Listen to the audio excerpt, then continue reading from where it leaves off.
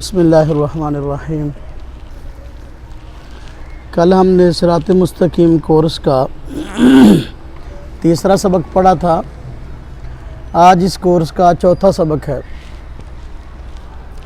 صراط مستقیم کورس میں ہر سبق کے اندر ترتیب وار 5 چیزیں آ رہی ہیں۔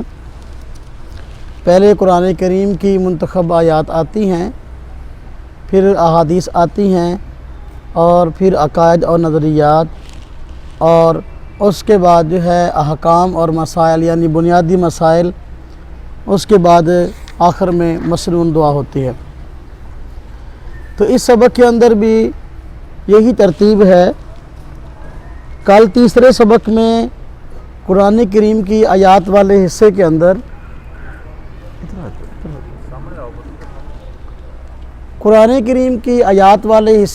سورہ فاتحہ کی ابتدائی آیات کا ترجمہ اور تفسیر وغیرہ بیان ہوئی تھی۔ آج چوتھے سبق میں سورہ فاتحہ کا جو آخری حصہ ہے ان آیات کی تفسیر اور ترجمہ وغیرہ انشاءاللہ ہوگا۔ جو سورہ فاتحہ کی آخری آیات ہیں وہ یہ ہیں: اعوذ باللہ من الشیطان الرجیم، بسم اللہ الرحمن الرحیم، اہدنا الصراط المستقیم صراط الذین انعمت علیہم غیر المغضوب علیہم ولا الضالین۔ آمین۔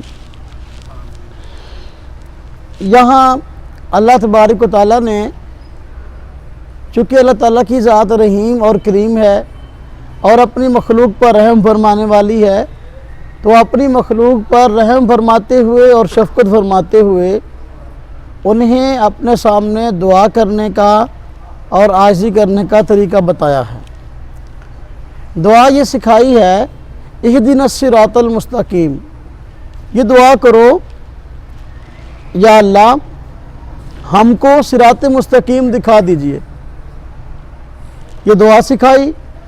اس کے بعد فرمایا صراط الذین انعمت علیہم، ان لوگوں کا راستہ دکھائیے جن پر تیرا انعام ہوا، غیر المغضوب علیہم، ان لوگوں کا راستہ نہ دکھائیے جن پر غضب اترا، ولا الضالین، اور نہ ان لوگوں کا راستہ دکھائیے جو کہ سیدھے راستے سے بھٹک گئے۔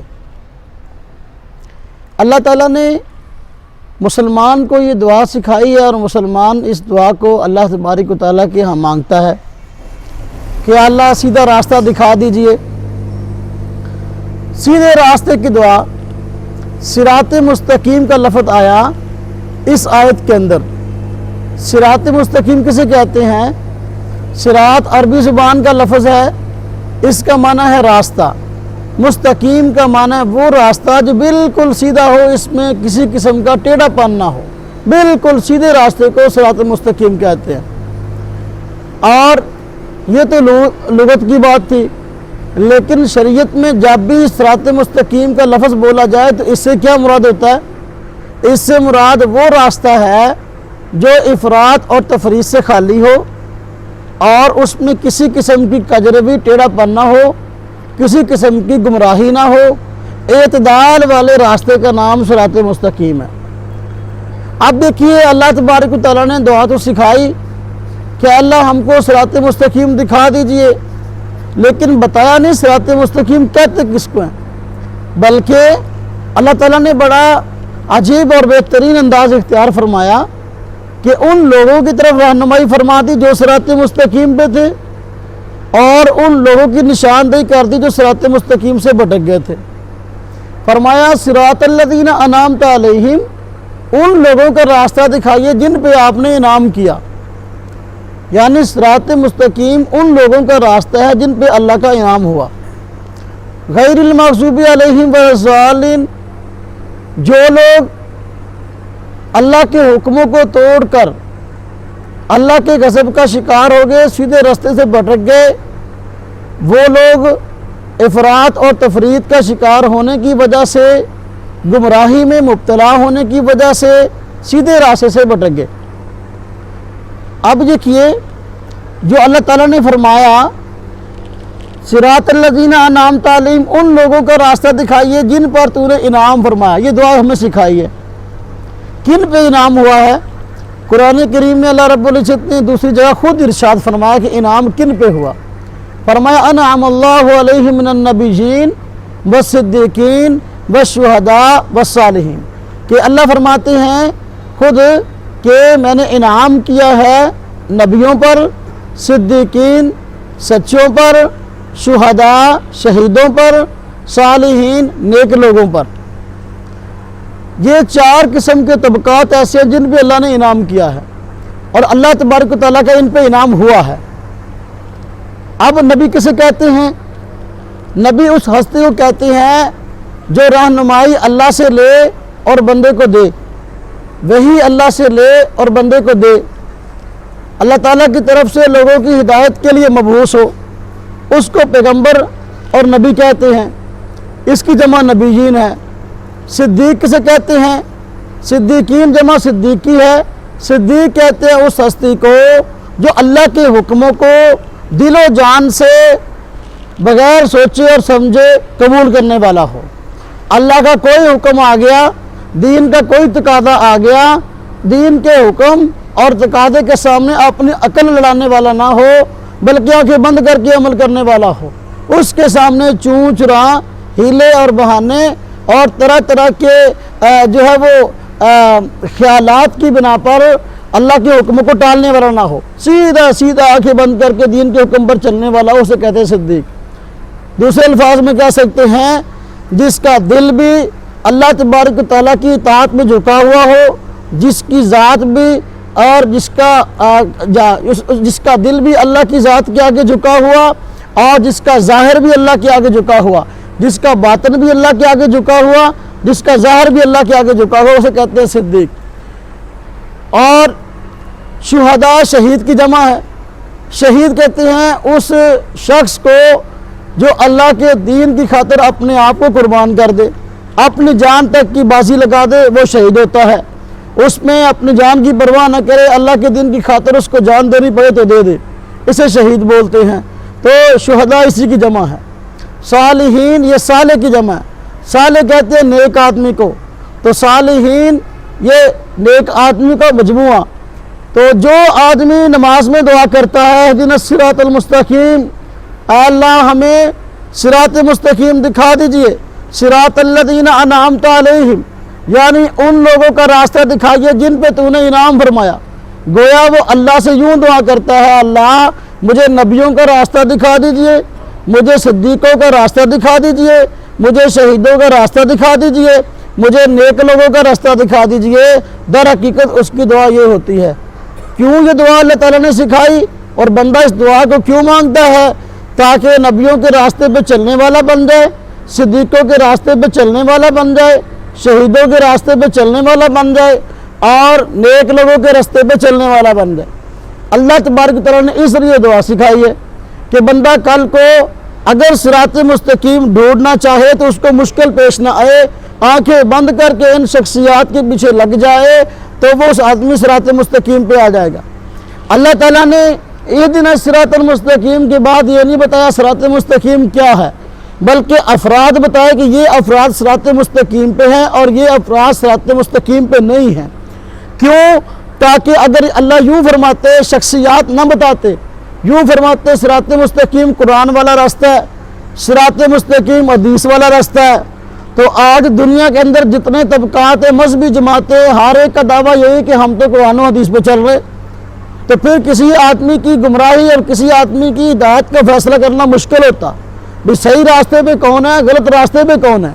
اس لیے اللہ تعالیٰ نے یہ نہیں فرمایا، بلکہ اللہ تعالیٰ نے یہ فرمایا صراط الذین انعمت علیہم، صراط مستقیم کی تعریف بیان کرنے کی بجائے شخصیات کی طرف رہنمائی فرما دی کہ جو آدمی صراط مستقیم پہ آنا چاہتا ہے، صراط مستقیم کو ڈھونڈنا چاہتا ہے، آنکھیں بند کر کے ان 4 طبقات کے پیچھے لگ جائے، نبیوں کے پیچھے، صدیقوں کے پیچھے، شہیدوں کے پیچھے، نیک لوگوں کے پیچھے، خود بخود صراط مستقیم پہ آ جائے گا۔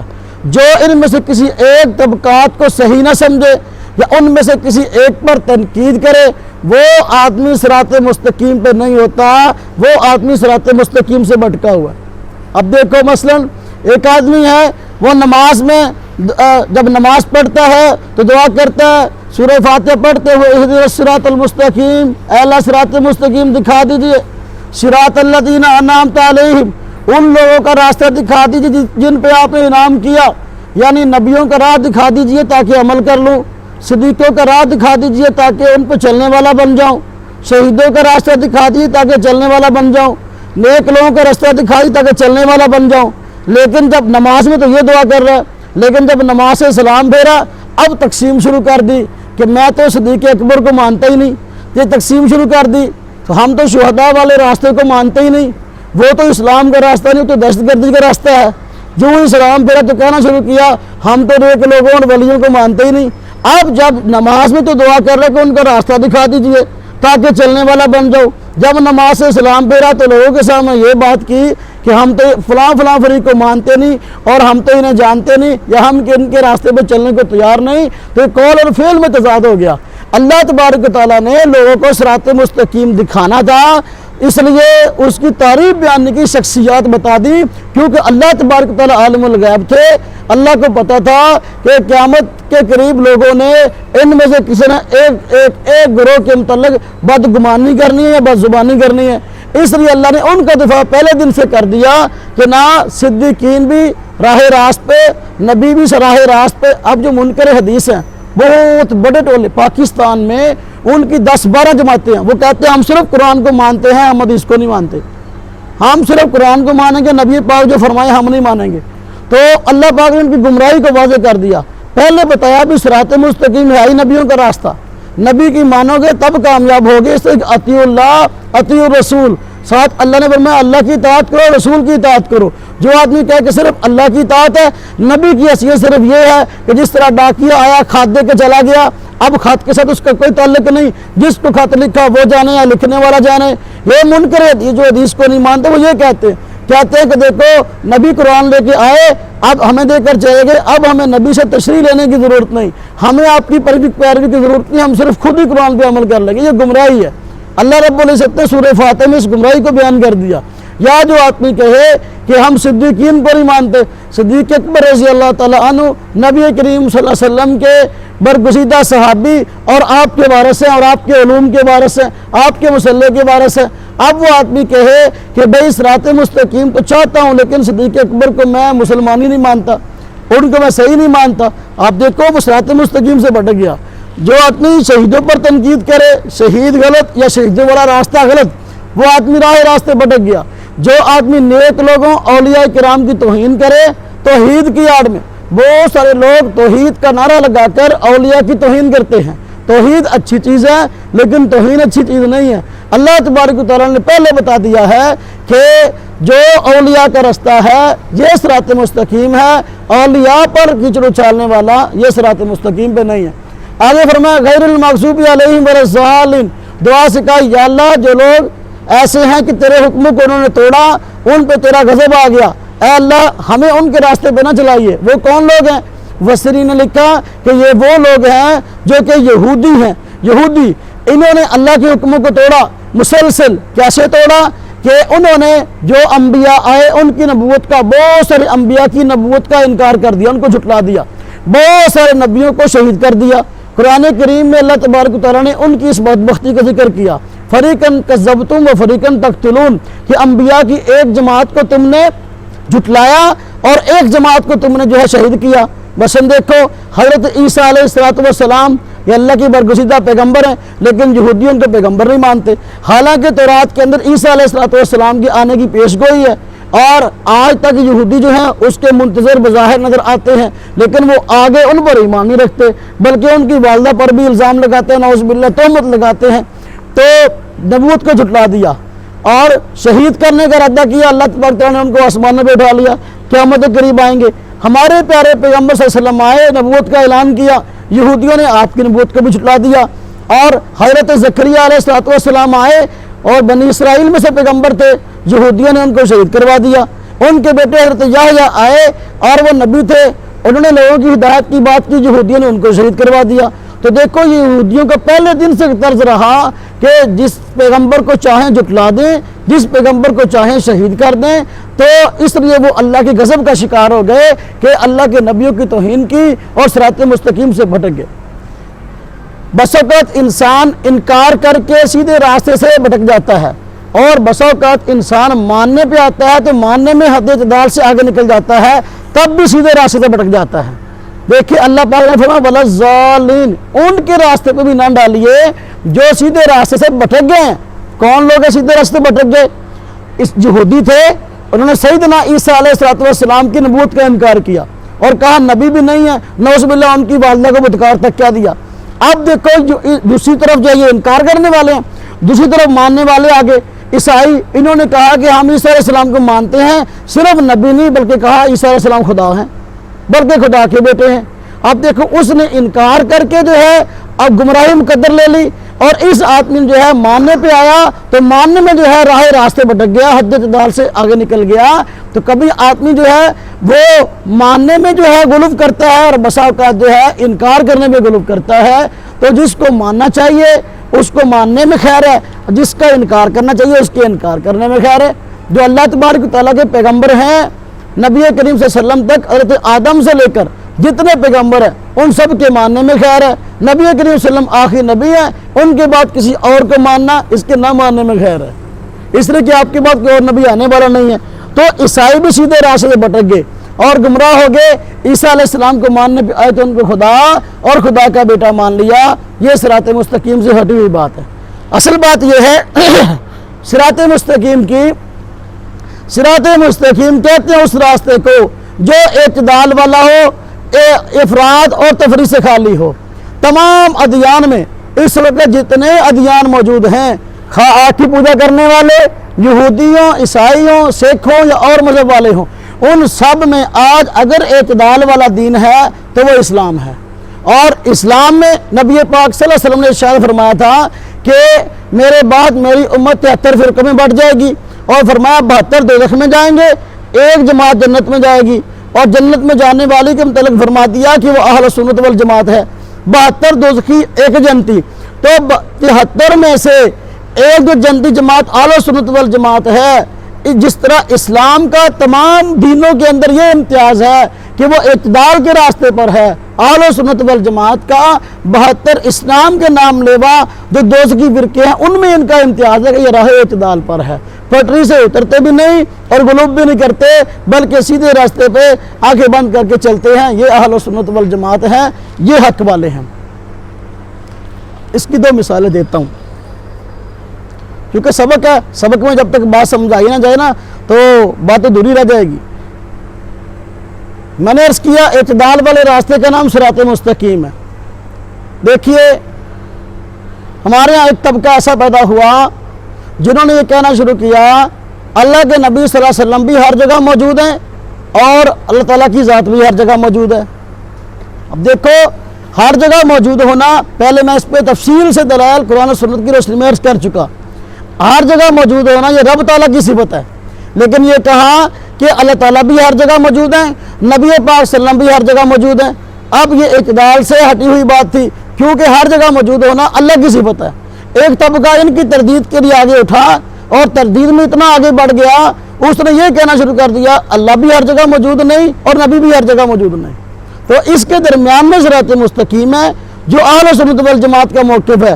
ہم کہتے ہیں دیکھو نبی پاک صلی اللہ علیہ وسلم ہر جگہ موجود نہیں، بلکہ آپ اپنے روزے میں ہیں، اور روزے کی فضیلت ہے ہی اس لیے کہ اس میں ہمارے پیارے پیغمبر صلی اللہ علیہ وسلم موجود ہیں۔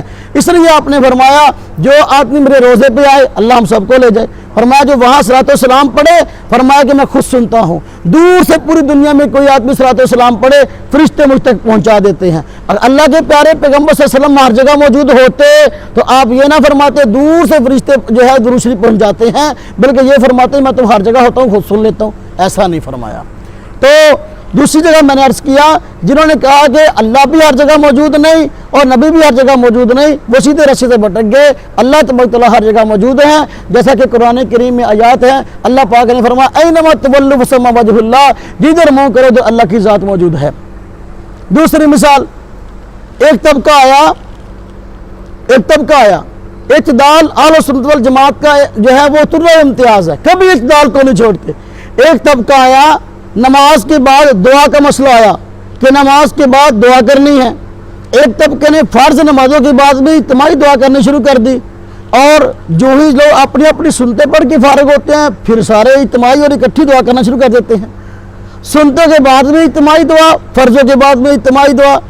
دوسرا طبقہ ان کی چڑ میں آیا، انہوں نے کہا کہ بھئی سنتوں کے بعد بھی دعا نہیں مانگنی، فرضوں کے بعد بھی دعا نہیں مانگنی۔ وہ دعا سے ایسا چڑھ گیا کہ فرضوں کے بعد بھی نہیں مانگتا۔ آپ ان کی مسجد میں جائیں، جا کے دیکھیں فرض نماز ہوتی ہے کوئی آدمی دعا مانگتا ہی نہیں ہے۔ ان کی چڑ میں فرضوں کے بعد بھی مانگنا ختم کر دی۔ ہم کہتے ہیں جو چیز سنت ہے حدیث سے ثابت ہے اس کو مان لو، جو نہیں ثابت اس کو نہ مانو۔ فرضوں کے بعد اجتماعی دعا یہ تو ثابت ہے، اس کو مان لو۔ سنتوں کے بعد چونکہ معاملہ اپنا اپنا ہے، اس کے بعد آدمی اپنی سنتیں پڑھے اور اپنی دعا مانگ کے چلا جائے، یہی راہ اعتدال ہے۔ یہ ہے اہل سنت والجماعت کا موقف۔ اس میں اور بہت ساری مثالیں عرض کر سکتا ہوں، تو وقت کے جو ہے وہ تنگی کی وجہ سے صرف اتنی کافی ہیں۔ موبائل دو، آگے حدیث دیکھیں۔ حدیث دیکھیں تو میں نے عرض کیا تھا ہر سبق کے دوسرے نمبر پر احادیث آتی ہیں، تو احادیث بھی ترتیب آ رہی ہیں۔ حضرت وائل بن حجر رضی اللہ تعالیٰ عنہ معروف صحابی ہیں، وہ فرماتے ہیں کہ میں نے رسول اللہ صلی اللہ علیہ وسلم کے ساتھ نماز پڑھی، جب نبی کریم صلی اللہ علیہ وسلم نے غیر المغضوب علیہم ولا الضالین فرمایا تو آپ صلی اللہ علیہ وسلم نے آہستہ آواز سے آمین کہا۔ کیسے آمین کہا؟ آہستہ آواز۔ اب یہ آمین کا مسئلہ سمجھ لیں، میں مسجد میں بیٹھا ہوں، نہ میری نیت پہ شک کریں اور نہ ہی جو ہے میرے قول و فعل پہ، میں یہاں اللہ کی رضا کے لیے پڑھانے کے لیے بیٹھا ہوں، کسی خاص طبقے کے پر تنقید کے لیے نہیں بیٹھا، کسی خاص طبقے پہ تنقید کر کے میں اپنے اجر کو ضائع بھی نہیں کرنا چاہتا۔ میں سبق پڑھانے بیٹھا ہوں، اپنے لوگوں میں اپنی بات سمجھانا ہماری مجبوری ہے اور ہمارا قانونی حق ہے۔ اس سے نہ ہمیں فوج روکتی ہے، اس سے نہ ہمیں قانون روکتا ہے۔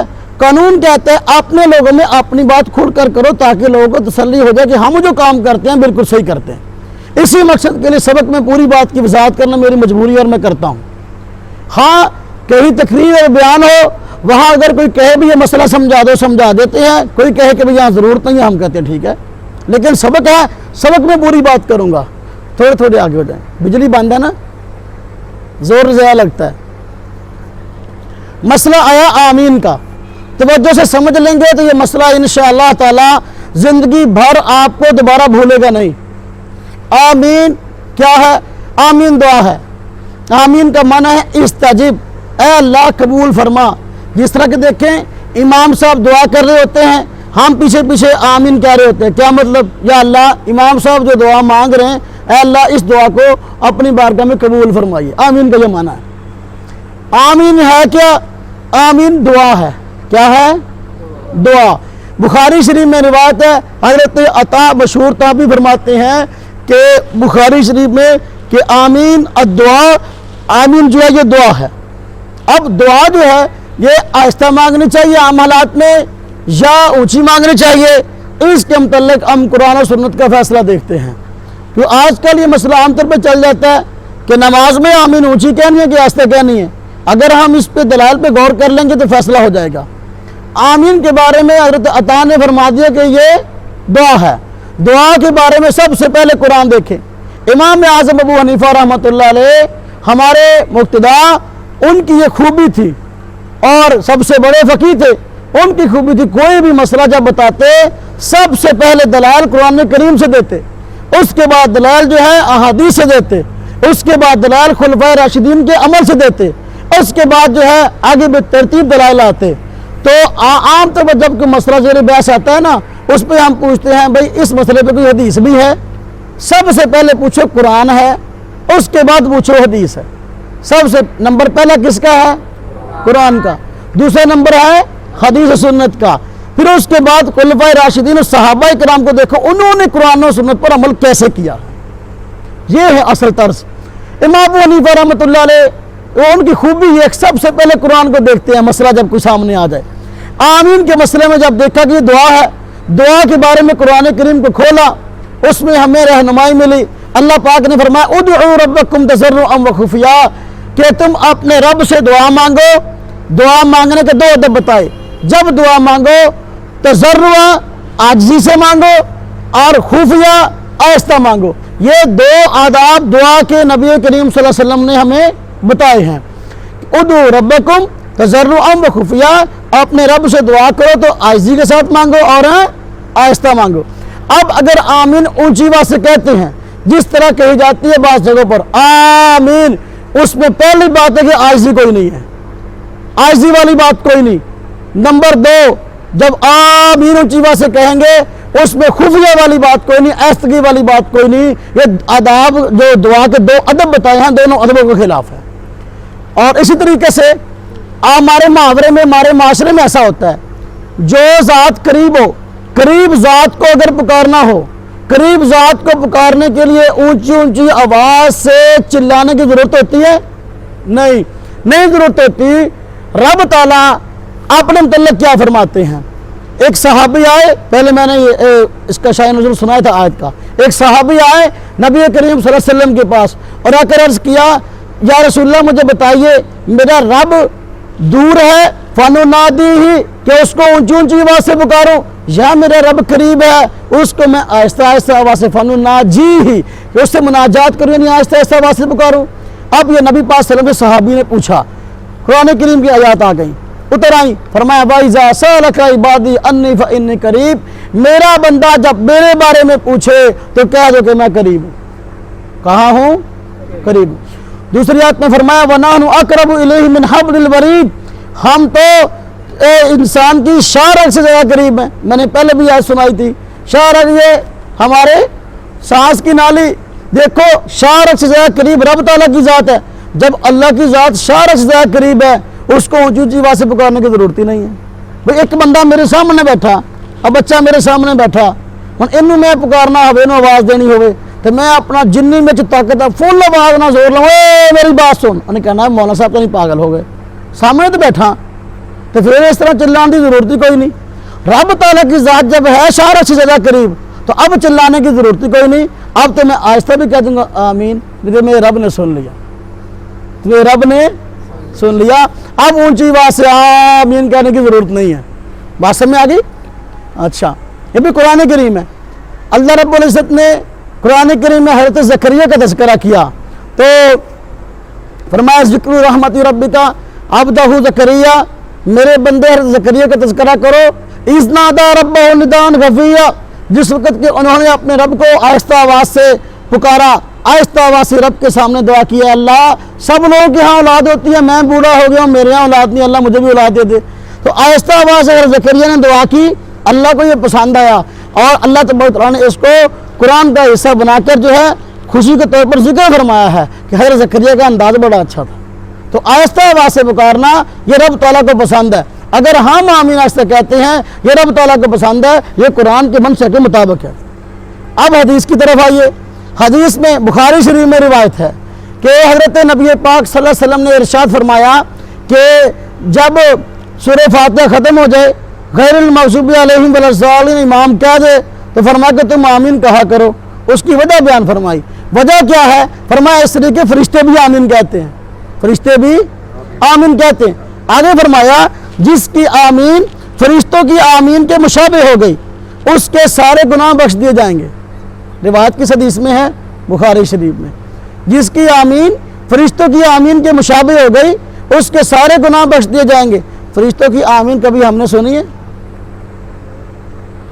हाँ जी, नहीं। तो फरिश्तों की आमीन हमने नहीं सुनी। फरिश्ते आमीन आहिस्ता कहते हैं, हम भी आमीन आहिस्ता कहते हैं, ताकि हमारी आमीन फरिश्तों की आमीन की तरह हो जाए, हमारे सारे गुनाह बख्श दिए जाएं। बात समझ में आई? जिसको गुनाह बख्शवाने की ज़रूरत है वो आमीन आहिस्ता कह ले, ताकि उसके गुनाह बख्श दिए जाएं। अब ज़रा इस मसले के मैं दूसरे पहलू को देखता हूँ। जब एक मसले के सारे पहलुओं का जिक्र किया था तो मसला सही समझ में आता है। ये जब अंग्रेज़ हिंदुस्तान में आया, अंग्रेज़ हिंदुस्तान में आया तो ये चंद एक मसाइल पर लड़ाई शुरू हो गई मस्जिदों के अंदर। तो एक ख़ास तबके ने, ख़ास ग्रोह ने लड़ाइयाँ शुरू कर दी मस्जिदों के अंदर। उनकी अपनी मस्जिदें थी नहीं, क्योंकि इससे पहले वो फ़िरका ही नहीं था। 8-10 मसले, रफ़ा दैन, टांगे चौड़ी करना और जो है वो आमीन ऊँची कहना, 8-10 मसले जो है वो अपनी पहचान बना रही है, लड़ना झगड़ना शुरू कर दिया। तो अदालतों में केस चले गए। अब देखिए ज़रा, अदालतों में केस चले गए, फसाद हुआ तो एक عدالت کے اندر یہی مسئلے میں جھگڑا ہوا اور عدالت میں کیس چلا گیا. جج جو ہے وہ انگریز تھا. جج کون تھا؟ انگریز. جج جب دونوں وکیل آئے, دونوں طرف وکیل تو مسلمان تھے, کیونکہ دونوں گروہ مسلمان ہیں, آمین اونچی کہنے والے بھی آہستہ کہنے والے بھی. ہم دونوں وکیل حدیثیں سنان رہے ہیں, وہ کہنا جی آمین اونچی, وہ کہنا جی آمین آہستہ. جب یہ حدیثیں سنی, جج نے فیصلہ سنایا. جج کہتا ہے بھائی یہ دونوں وکیلوں کی بات سن کے اور دلیلیں سن کے مجھے ایک بات سمجھ میں آئی ہے کہ ایک آمین بالجہر ہے, ایک آمین بالسر ہے, یعنی ایک آمین آہستہ کہنا ہے, ایک آمین اونچی کہنا ہے. یہ دونوں حدیثوں کے اندر آیا ہے. آمین اونچی کہنا بھی آیا ہے, آمین آہستہ کہنا بھی آیا.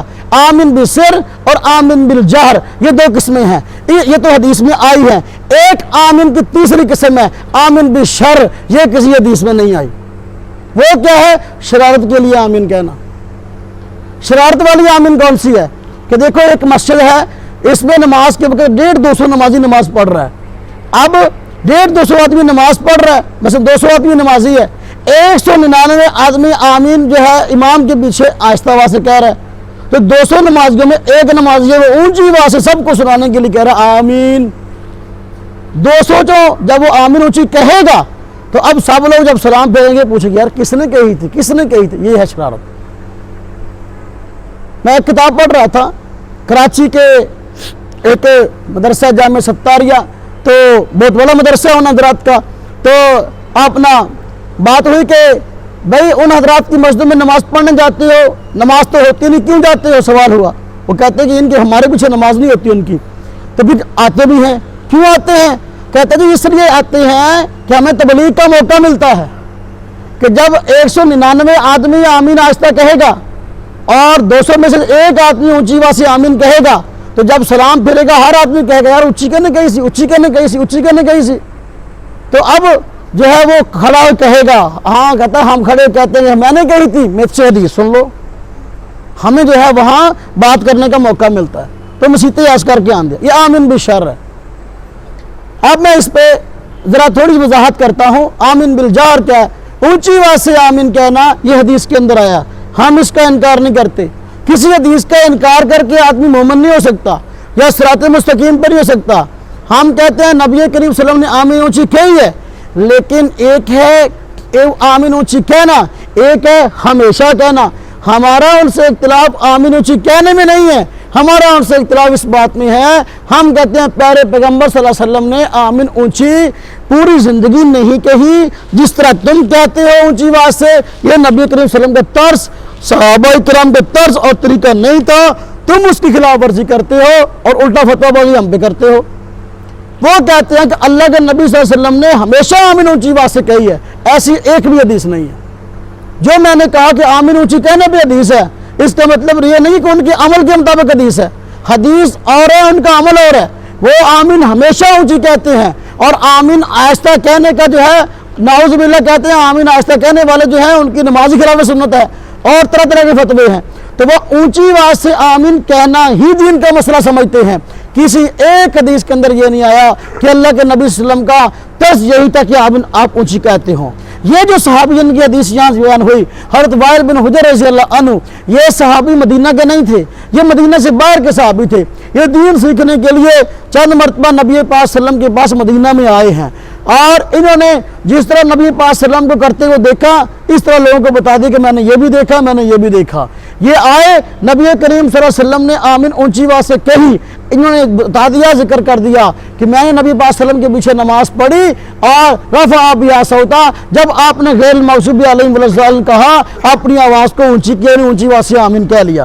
پھر یہی صحابی نبی پاک صلی اللہ علیہ وسلم کے پیچھے پھر نماز پڑھتے ہیں. نبی پاک صلی اللہ علیہ وسلم جب غیر المغضوب علیہم ولا الضالین کہا, آگے حدیث بیان کرتے ہیں خافض بہا صوتا, اپنی آواز کو آہستہ کیا, یعنی آمین آہستہ آواز سے آپ نے کہی ہے. اب صحابی تو دیانتدار ہے نا, اس لیے دونوں طرح کی حدیثیں بیان کر دی. نبی پاک کا عمل دونوں طرح کا تھا, بیان کر دیا کہ آپ نے آمین اونچی بھی کہی ہے, آپ نے آمین آہستہ بھی کہی ہے, اس لیے دونوں کو ذکر کر دیا. آج کا آدمی اگر آمین اونچی کی حدیث سنا دے, آہستہ کی حدیث سنا سوائے یہ بدبیانتی ہے, کیونکہ اس صحابی نے دونوں طرح کی حدیث کو بیان کیا ہے. اب جو آپ نے آمین اونچی کہی ہے, سوال پیدا ہوا, جو آپ نے آمین اونچی کہی ہے تو پھر آپ نے کیوں کہی ہے؟ کیا ہم بھی آمین اونچی آواز سے کہہ سکتے ہیں؟ کیا یہ آج عمل یہ سنت ہوگا؟ نہیں، اس لیے کہ نبی کریم صلی اللہ علیہ وسلم نے جو آمین اونچی آواز سے کہی ہے، یہی صحابی فرماتے ہیں ہم نے آپ کو سنا، آپ نے آمین اونچی کہی، لیکن ہمارا خیال یہ تھا کہ آپ آمین اونچی کہہ کے ہمیں سکھا رہے تھے کہ آمین فلاں جگہ کہنی ہے اور فلاں مقام پہ کہنی ہے، صرف سکھانے کے لیے ایک آدھ مرتبہ کہی ہے، آپ کا طرز نہیں تھا عام کہنے کا۔ جس نے آمین اونچی کہنے کی حدیث بیان کی اس نے ساتھ کہہ دیا، صرف تعلیم کی غرض سے کہہ دی ایک آدھ مرتبہ، ایک آدھ مرتبہ ایک کام کو کر لینا اور بات ہے، اور ہمیشہ کسی عمل کو اپنا لینا اور بات ہے۔ اب نبی پاک صلی اللہ علیہ وسلم کا عام طرز تھا کہ جب باہر کے قافلے آپ کے پاس دین سیکھنے کے لیے آتے، مسلمان ہونے کے لیے آتے، تو وہ چند دن آپ کے پاس ٹھہرتے، آپ کے پیچھے نمازیں پڑھتے، تو نبی پاک صلی اللہ علیہ وسلم جو ہے ان کو دین سکھاتے، نماز کا طریقہ سکھاتے، اور نماز میں کون کون سے کام کرنے ہیں، کیا کیا پڑھنا ہے وہ سکھاتے۔ بس اوقات وہ کام جو نماز میں آہستہ کی جاتے ہیں، آپ صلی اللہ علیہ وسلم سکھانے کی غرض سے اونچی کہہ دیا کرتے تھے۔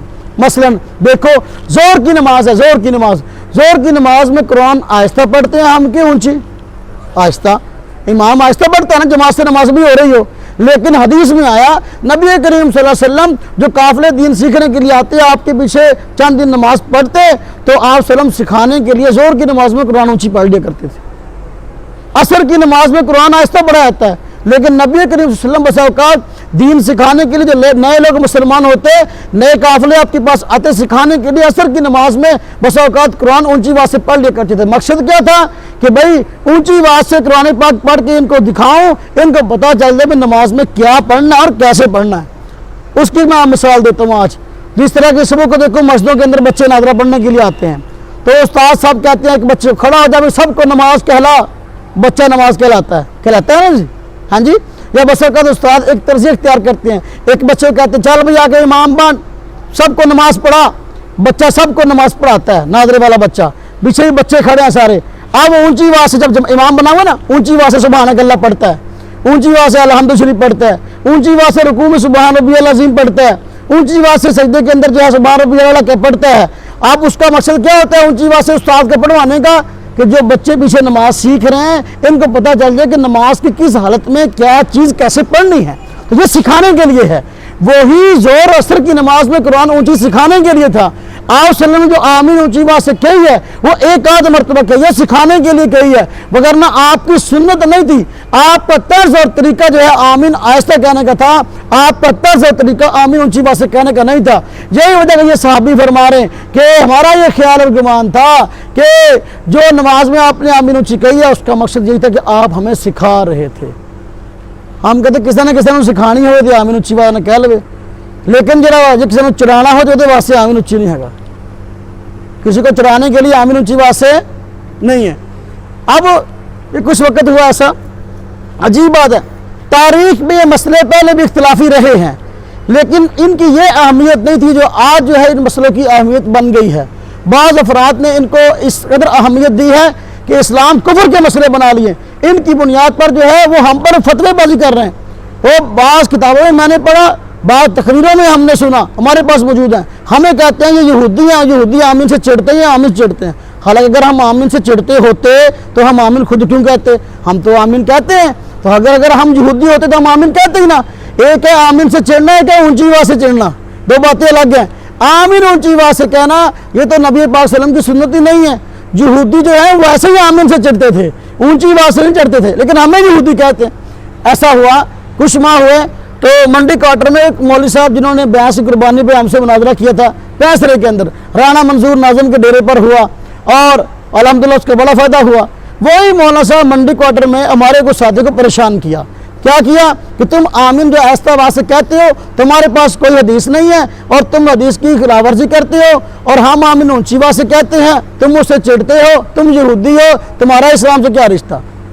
وہ بیچارے تبلیغی آدمی، چلا چار ماہ لگانے والے، ان سے جب یہ بحث ہوئی بیچارے پریشان ہو گئے، انہوں نے ہم سے رابطہ کیا۔ میں نے کہا نہیں بھائی، آہستہ آواز سے آمین کی بھی حدیثیں ہیں، اگر آپ آئیں ہم آپ کو دکھاتے ہیں، سنت آہستہ آواز سے آمین کہنا ہے تو ان کو آپ چھوڑیں۔ لیکن وہ ان کے پیچھے پڑ گئے، نہیں جی نہیں، ہم سے آؤ، ہم سے بات کرو، اور ہمارے پاس دلائل ہیں، تمہارے پلے تو ہے کچھ نہیں، تمہارے مولوی کے پلے کوئی چیز نہیں، اس قسم کی باتیں کی۔ تو میں وہاں گیا منڈی کوارٹر میں، ساتھیوں کے پاس بیٹھنا ہوا، ان کی ساری بات میں نے وہاں جا کر بھی سنی۔ میں نے کہا بات یہ ہے کہ آپ ان سے یہ بات جو ہے لکھوا کے لے آؤ کوئی آدمی کہ آمین آہستہ کہنے کی کوئی حدیث نہیں ہے۔ کچھ دوست گئے اور جا کر جو ہے ان کو کہا بھئی آمین آہستہ کہنے کی کوئی حدیث ہے؟ کہتے آمین آہستہ کہنے کی حدیث ہے ہی کوئی نہیں۔ انہوں نے کہا بھی ہمیں لکھ کے دے دو کہ آمین آہستہ کہنے کی حدیث کوئی نہیں ہے۔ تو کہتے ہم لکھ کے نہیں دیتے لیکن آمین آہستہ کہنے کی حدیث کوئی نہیں ہے۔ اچھا لکھ کے نہیں دیا، وہ ساتھی آگے واپس کہتے ہیں جی اب جو ہے ہم کیا کریں؟ وہ کہتے ہیں آؤ ہم سے بات کرو۔ میں نے کہا میں تو نہیں جاتا، مجھے کسی نے بلایا نہیں ہے تو میں جاتا نہیں، اور میرے منصب کے بھی خلاف ہے۔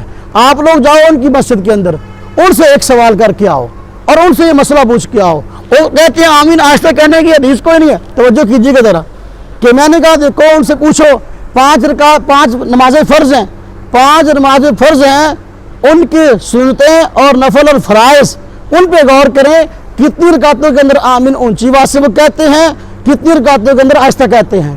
میں نے کہا 5 فرض نمازیں، 5 فرض نمازوں کی جو 6 رکعتیں ہیں، صرف 6 رکعتیں صرف فرضوں کی، اس میں وہ آمین اونچی آواز سے کہتے ہیں، باقی سب رکعتوں کے اندر آہستہ کہتے ہیں۔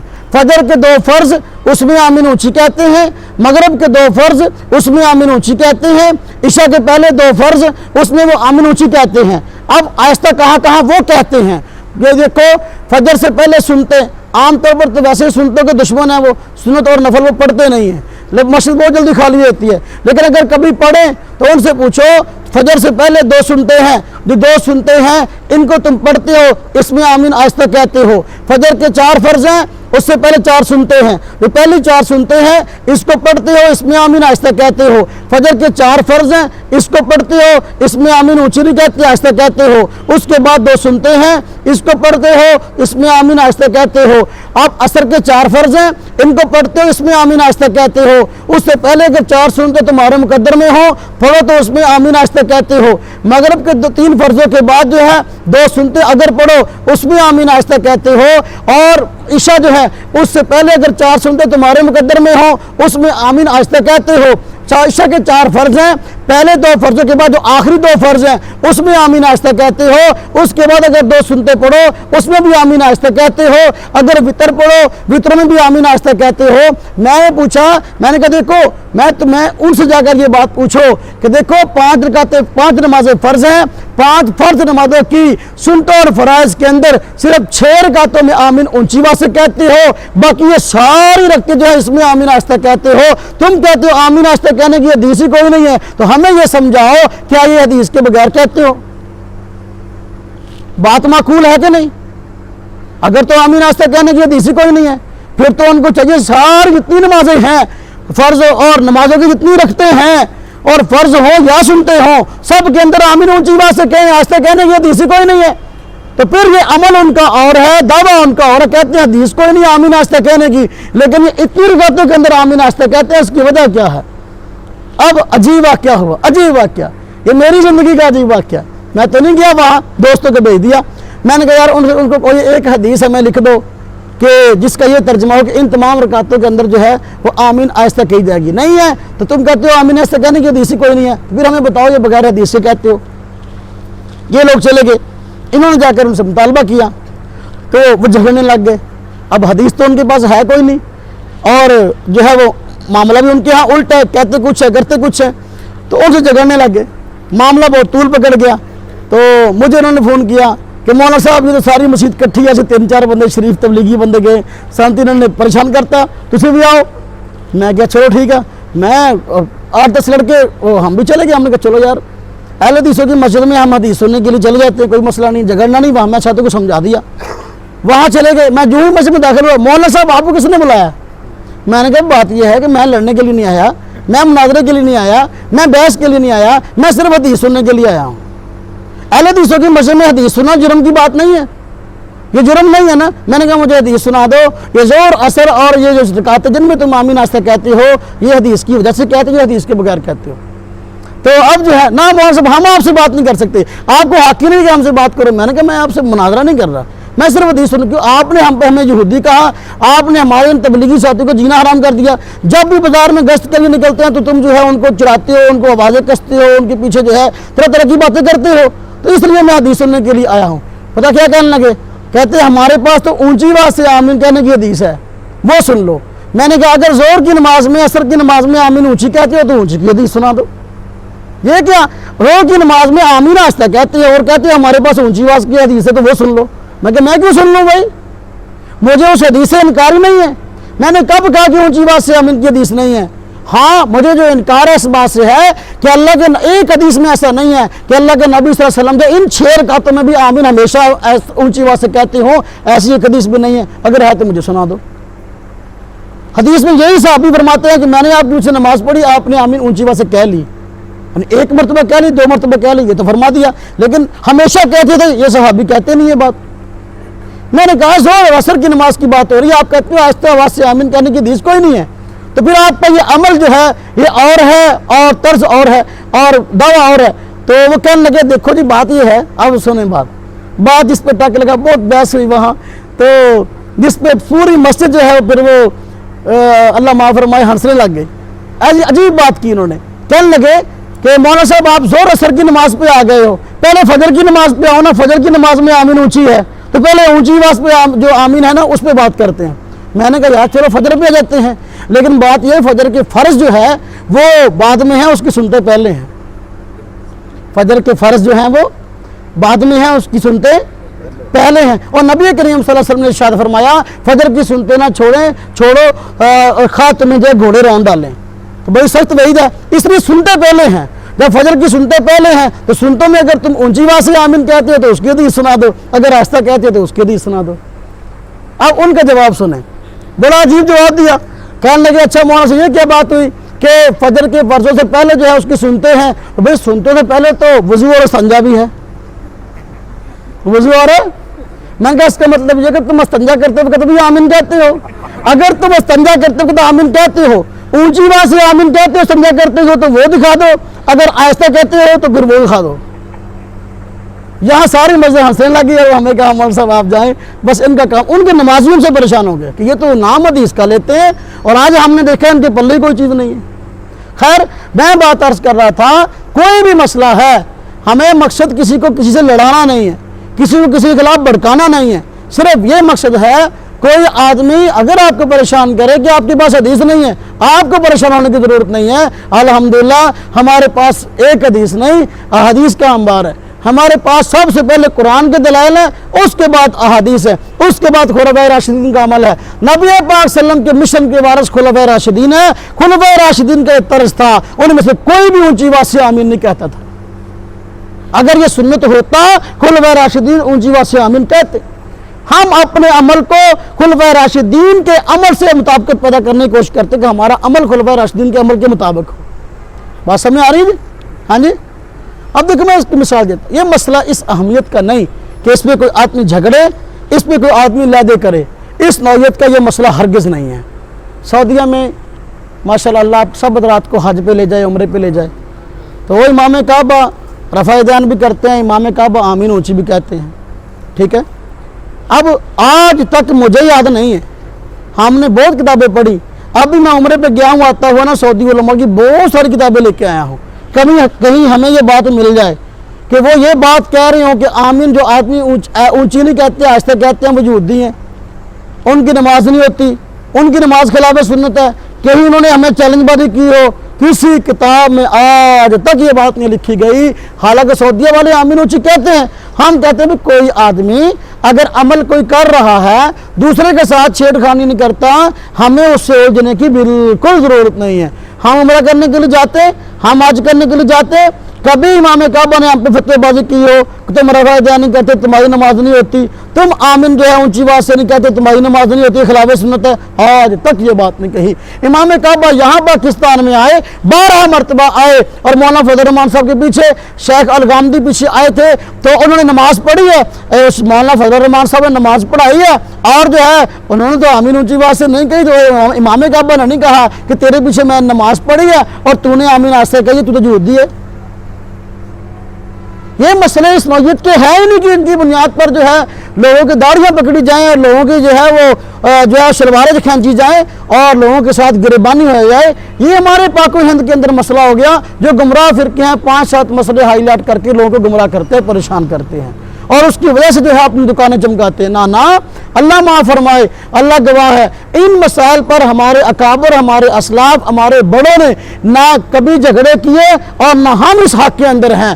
ہاں اگر کوئی آدمی ظلم کرتا ہے، ہمارے ساتھوں کو پریشان کرتا ہے اور فتویٰ بازی کرتا ہے، پھر ہم اس کو کتابیں دکھا کر کہتے ہیں بھائی دیکھو یہ دلائل ہمارے پاس بھی ہیں، اس لیے ہمیں پریشان نہ کرو. بات سمجھ آئی؟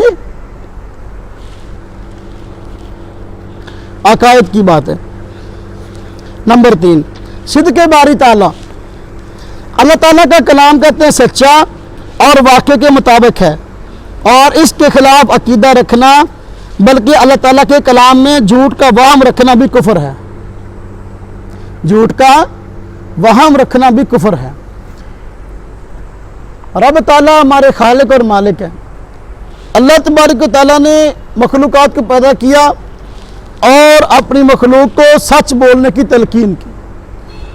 نبی پاک صلی اللہ علیہ وسلم نے احادیث میں، رب تعالیٰ نے قرآن کریم میں جھوٹ کو بہت مضر مرض اور جھوٹ کو بہت بڑی بیماری قرار دیا. اور منافقین سے متعلق قرآن کریم میں فرمایا گیا کہ منافق لوگ جھوٹ بولتے ہیں. نبی پاک صلی اللہ علیہ وسلم نے بھی فرمایا کہ منافق کی نشانیاں تینوں میں سے ایک یہ کہ وہ جب بھی بات کرے جھوٹ بولے. اللہ تبارک و تعالیٰ تو خود جھوٹ کے خلاف ہے، تو خود کیسے جھوٹ بول سکتے ہیں؟ اللہ تبارک و تعالیٰ خود اپنے متعلق فرماتے ہیں من اصدق من اللہ قیلا. بات میں اللہ سے بڑھ کر سچا کون ہو سکتا ہے؟ اللہ سے بڑھ کر بات میں سچا کوئی نہیں ہے. جو آدمی اللہ تعالیٰ کے متعلق یہ عقیدہ رکھے کہ اللہ تعالیٰ جھوٹ بولتے ہیں یا جھوٹ نعوذ باللہ جو ہے جھوٹ کا وہم رکھتا ہو کہ اللہ تبارک تعالیٰ جھوٹ بول سکتے ہیں، ایسی بات نہیں ہے. یہ عقیدہ رکھنا کفر ہے. مسائل اور احکام. بنیادی مسائل چل رہے ہیں. چونکہ نماز سے پہلے طہارت ضروری ہے اور طہارت کے لیے پانی استعمال ہوتا ہے. وضو کرنا ہو تب بھی، غسل کرنا ہو تب بھی. تو دیکھو یہاں پر پانی کے احکام اس سبق کے اندر آج بیان ہوئے ہیں کہ پانی مختلف قسم کا ہوتا ہے. تو کہتے ہیں پانی کی 2 قسمیں ہیں. نمبر 1 مطلق پانی، نمبر 2 مقید پانی. مطلق پانی کسے کہتے ہیں؟ کہتے ہیں مطلق پانی وہ پانی ہوتا ہے جب پانی کا لفظ بولا جائے تو فوراً ہی پانی ذہن میں آ جائے. فوراً وہی پانی ذہن میں آ جائے. جب پانی کا لفظ بولا فوراً ذہن اسی پانی کی طرف گیا، یہ مطلق پانی ہے. یعنی ایسا پانی جس کی طرف عام طور پر ذہن جاتا ہے، صاف شفاف پانی. میں یہاں بیٹھا ہوں، میں کسی کو کہوں بھائی ایک آدمی گلاس میں پانی لائے. اب جو ہے کوئی آدمی جائے اور باہر سے جو ہے 7 اپ کی بوتل پکڑے اور لا کے مجھے دے دے، یہ پانی نہیں ہے. میں کہوں بھائی پانی لاؤ، ایک آدمی جو ہے روح افزا کا شربت بنا کے جو ہے وہ لے آئے، یہ پانی نہیں ہے. پانی کا جب لفظ بولا جائے تو ذہن جس پانی کی طرف جاتا ہے وہ عام یہ صاف شفاف پانی جس کو ہم استعمال کرتے ہیں وہ ہے. مائع مطلق یعنی پانی مطلق جو ہے وہ پانی ہے جب بھی پانی کا لفظ بولیں ذہن اس کی طرف جائے. جیسے کہ دیکھا کنویں کا پانی، کنویں سے پانی جو نکلتا ہے بالکل ٹھیک ہے. مقید پانی کہتے ہیں یہ وہ پانی ہے جب پانی کا لفظ بولا جائے تو فوراً وہی ذہن میں نہ آئے. جیسے ارک گلاب. مقید پانی، مقید وہ پانی ہوتا ہے جس کے اندر کوئی نہ کوئی اور چیز مل گئی ہو، شامل ہو گئی ہو. اس طرح کے ارک گلاب، گلاب کو نچوڑا پھول کو، اس کا ارک نکل آیا. ہاں جی، تو اب یہ پانی تو ہے لیکن وہ پانی نہیں ہے جو عام طور پر ہم مراد لیتے ہیں، بلکہ یہ ایسا پانی ہے جس کے اندر کوئی نہ کوئی اور چیز ملی ہوئی ہے. ہاں جی، یا شربت ہے، شربت سے روح افزا بنا لیا، یہ شربت ہے، یہ پانی تو ہے لیکن عام پانی نہیں ہے، یہ مقید پانی ہے، اس کے اندر کوئی اور چیز مل گئی ہے. مطلق پانی کی قسمیں کہتے ہیں اس کی 4 قسمیں ہیں مطلق پانی کی. نمبر 1 آسمان سے برسنے والا پانی یعنی بارش کا پانی. نمبر 2 زمین سے نکلنے والا پانی یعنی زمین سے نکلنے والا پانی، چاہے پمپ لگا کے نکالو، چاہے نلکا لگا کے نکالو، چاہے جو ہے چشمے کا پانی نکلنے والا، کنویں کا پانی، سارا زمین کا پانی ہے. نمبر 3 سمندر اور دریا کا پانی. اور نمبر 4 برف سے پگھلنے والا پانی، برف سے پگھلنے والا پانی. تو یہ سب مطلق پانی ہے. تو کہتے ہیں حکم کے اعتبار سے مطلق پانی کی کچھ قسمیں ہیں. اب کتنی قسمیں ہیں؟ 6 قسمیں بتا دی. تو مختلف حالات کی بنا پر، پانی پر مختلف حالات آتے ہیں، اس کی بنا پر جو ہے پانی کی 6 قسمیں ہیں. نمبر 1 طاہر اور مطہر. طاہر میں نے کل عرض کیا تھا سبق کے اندر، طاہر پانی وہ ہوتا ہے جو پاک ہو، مطہر وہ ہوتا ہے جو پاک کرنے والا ہو. تو کہتے ہیں یہ وہ پانی ہے جو خود پاک ہو اور دوسروں کو پاک کرنے والا ہو. جیسے نہر یا نلکے کا پانی یہ طاہر بھی ہے مطہر بھی ہے، پاک بھی ہے، اس سے وضو کرو تو پاک کر بھی دے گا، اس سے غسل کرو تو پاک کر بھی دے گا۔ حکم کہتے ہیں اس کا حکم یہ کہ اس سے ہر طرح کی نجاست دور کرنا جائز ہے، یعنی جو پانی طاہر ہو اور مطہر ہو اس سے پاکی حاصل کرنا جائز ہے، وضو غسل جائز ہے، اس میں کوئی حرج والی بات نہیں ہے۔ نمبر 2، طاہر مطہر مکروہ، یہ کون سا پانی ہے؟ یہ وہ پانی ہے جو خود پاک ہو، دوسروں کو پاک کرنے والا ہو، لیکن اس سے طہارت حاصل کرنا مکروہ ہے، جیسے کہ بلی کا جوٹا۔ کل ہم نے عرض کیا تھا بلی حرام ہے، تو قاعدہ تو یہ تھا اس کا کہ اس کا جوٹا پانی ناپاک ہو، لیکن چونکہ گھروں میں چکر لگانے والی ہے اس سے بچنا مشکل ہے، اس لیے شریعت نے آسانی پیدا کر دی کہ اگر ایک پانی کے اندر منہ ڈال دے تو اس کا جوٹا پانی جو ہے وہ طاہر مطہر تو ہے، لیکن اس سے پاکی حاصل کرنا مکروہ۔ کہتے ہیں اب کہتے ہیں اس پانی کے علاوہ اگر طاہر مطہر پانی موجود ہو، یعنی اگر تو وضو کی نوبت آ گئی، غسل کی نوبت آ گئی، بلی کے ایک پانی پڑا تھا، بلی نے اس میں منہ ڈال دیا، اب دیکھنا ہے کہ اس کے علاوہ اور پانی ہے کہ نہیں۔ اگر تو اس پانی کے علاوہ طاہر مطہر پانی موجود ہے تو اس سے طہارت حاصل کرنا، بلی کے جوٹے سے طہارت حاصل کرنا مکروہ ہوگا۔ اور اگر صرف یہی پانی ہو، اس کے علاوہ اور پانی موجود نہیں، حالات کچھ ایسے ہوں، تو پھر بلی کے جوٹے سے بھی طہارت حاصل کرنا جو ہے مکروہ نہیں ہے، حاصل کر سکتے ہیں۔ وضو کی ضرورت پڑے تو وہ کر سکتے ہیں، غسل کی ضرورت پڑے تو وہ کر سکتے ہیں۔ طاہر غیر مطہر، یعنی پاک تو ہے لیکن پاک کرنے والا نہیں ہے، یہ وہ پانی ہے جو خود پاک ہو لیکن دوسروں کو پاک نہ کرے، تو جس طرح کے کہتے ہیں مستعمل پانی۔ نمبر 4، مستعمل پانی مستقل طور پر آ گیا، کون سا؟ جب پانی طہارت حاصل کرنے کی نیت سے یا ثواب کی نیت سے استعمال کیا جائے تو استعمال شدہ پانی مستعمل پانی کہلائے گا، ورنہ نہیں۔ لہذا اگر کوئی محض وضو سکھانے کے لیے کسی کو وضو کر کے دکھائے تو استعمال شدہ پانی مستعمل نہیں بنے گا، اس بات کو سمجھ لیں۔ کل میں نے مستعمل پانی سے متعلق کچھ باتیں عرض کی تھی کہ پانی استعمال شدہ کب ہوتا ہے۔ پانی استعمال شدہ دیکھو یہاں بتایا، 2 طریقوں میں سے کسی ایک طریقے کو اختیار کرنے سے پانی استعمال شدہ ہو جاتا ہے۔ نمبر 1، طہارت کی نیت سے اس پانی کو استعمال کر لیا، پانی آپ کے پاس موجود ہے، آپ نے وضو کرنے کی نیت سے اس پانی کو استعمال کر لیا، اب وضو کا پانی جو نیچے گر رہا ہے یہ مائع مستعمل ہے، استعمال شدہ پانی ہے، یہ اگر آپ کسی برتن میں جمع کر لیتے ہیں تو یہ مائع مستعمل ہے، تو اب یہ پانی استعمال شدہ ہو گیا ہے، تو یہ پانی پاک تو ہے لیکن آگے پاک کرنے والا نہیں ہے، کل سمجھایا تھا۔ نمبر 2، مستعمل پانی دوسرے طریقے سے بھی ہوتا ہے، ایک آدمی ہے پہلے اس کی طہارت موجود ہے، وضو اس کا موجود ہے، اس نے کہا چلو یار وضو پر وضو کر لوں گا تو اور ثواب ہوگا، پاکی پر پاکی کا مزید ثواب ہوتا ہے، ثواب حاصل کرنے کے دوبارہ پھر وضو کر لیا، تو دوبارہ پھر وضو کرتے وقت جو پانی استعمال کیا ہے تو وہ استعمال شدہ پانی بھی مائع مستعمل بن جائے گا۔ کیوں؟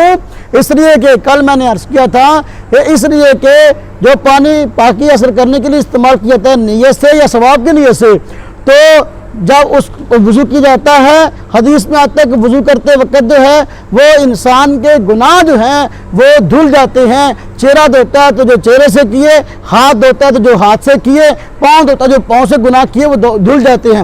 گناہ ناپاک چیز ہے اور ناپاک چیز جو ہے وہ کسی پاک چیز کے اندر مل جائے اس کو بھی ناپاک کر دیتی ہے، تو اصل میں تو یہ پانی استعمال شدہ ناپاک ہونا چاہیے تھا، لیکن چونکہ اب یہ پانی اس میں عام طور پر ہمیں اس سے واسطہ پڑتا ہے، تو اس واسطہ پڑنے کی وجہ سے جو ہے وہ آسانی پیدا کر دی گئی، کیونکہ وضو کرتے ہیں تو پانی کپڑوں پر گر جاتا ہے، بازو گیلے جاتے ہیں، تو اس مشکل کی وجہ سے یہ فیصلہ کیا گیا، خفت آ گئی اس تنگی کی وجہ سے کہ پانی پاک تو ہے لیکن دوبارہ اس کو پاکی حاصل کرنے کے لیے استعمال نہیں کر سکتے۔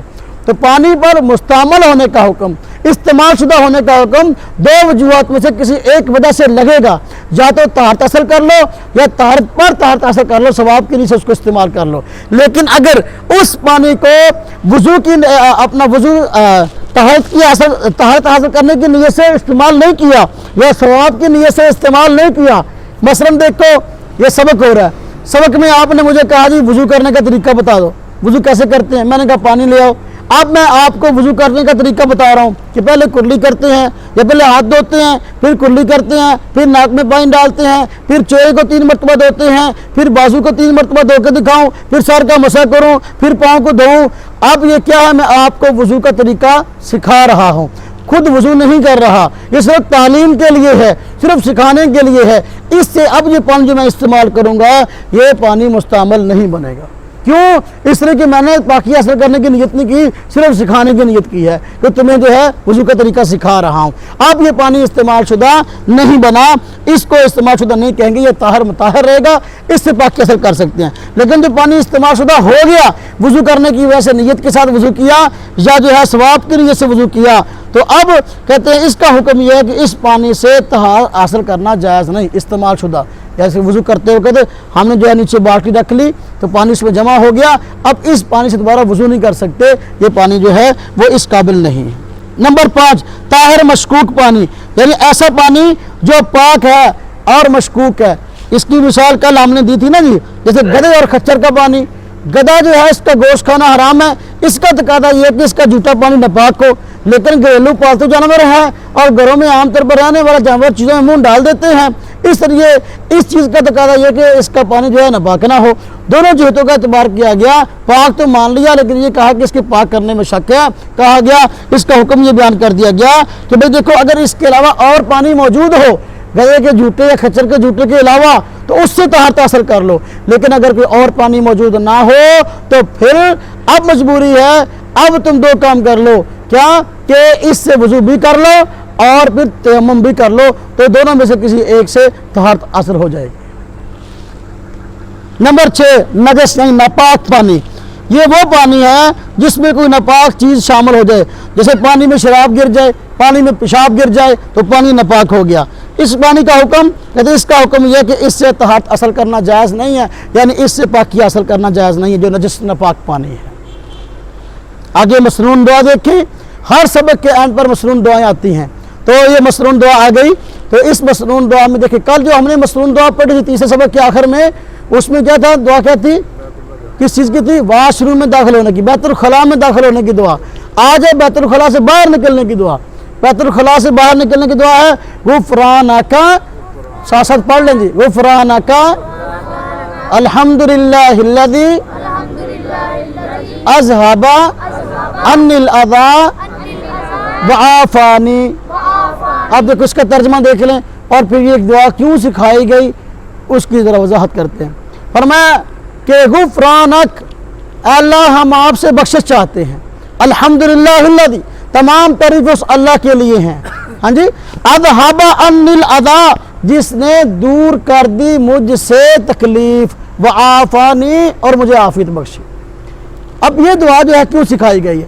نبی پاک صلی اللہ علیہ وسلم رحمۃ اللہ عالمین ہے، زندگی کے ہر شعبے کے اندر آپ نے شفقت فرماتے ہوئے اپنی امت کو دعائیں سکھا دی ہیں تاکہ جو ہے یہ ان کے معاملات جو ہیں وہ خیر و عافیت کے ساتھ جو ہے وہ انجام پذیر ہوں اور یہ لوگ جو ہیں اللہ کے مقبول بندوں میں شامل ہو جائیں۔ دیکھو غفرانک، غفرانک کے معنی ہم بخشش چاہتے ہیں۔ بخشش اس وقت چاہیے جاتی جب کوئی کوتاہی ہو جائے۔ جو وقت واش روم میں گزرتا ہے، بیت الخلاء میں گزرتا ہے، وہ اللہ کی عبادت سے خالی گزرتا ہے۔ چونکہ اللہ کی عبادت سے خالی گزرتا ہے، جو وقت اللہ کی عبادت سے خالی گزرے اس پہ واقعی جو ہے توبہ استغفار کی ضرورت ہے، اس لیے غفرانک کا لفظ آیا۔